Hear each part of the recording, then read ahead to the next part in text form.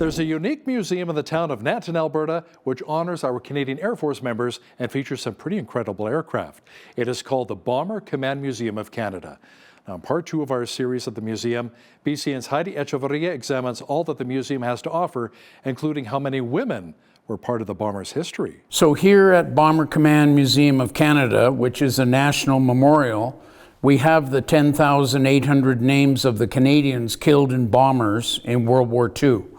Not only do we have their names, we have each individual man's story here.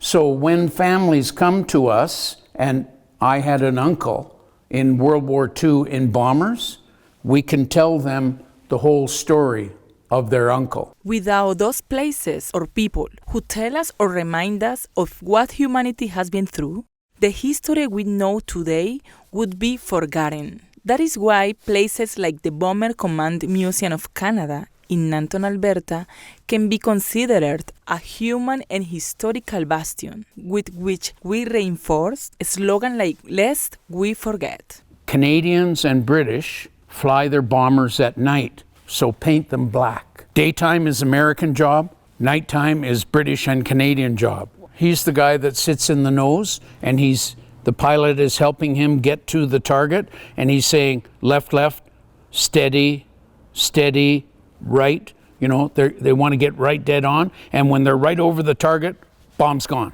Not much is said about female participation during the Second World War. Carol Kavskar says that although women's liberation had not yet arrived, women were also key to the fight for freedom. 17,000 women were in the Royal Canadian Air Force in World War II. They're called Women's Division Royal Canadian Air Force. And they did all the jobs at the Air Force: mechanics, vehicle drivers, office work, weathermen. They were the weather people. They would do the jobs that the men would normally do. So what could the men do? They could go fight.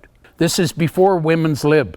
Some of them went to England, but the majority were in Canada running the Air Force. This memorial museum has one of only 4 running Lancaster in the world. The museum is also working on the reconstruction of the Halifax and also has other planes and vehicles used before and during the World War II. The Bomber Command Museum of Canada also has many true stories to tell about the Second World War and its protagonists. The Bomber Command Museum of Canada is open to the public on Saturdays and Sundays. For Bridge City News, I'm Heidi Echavarria.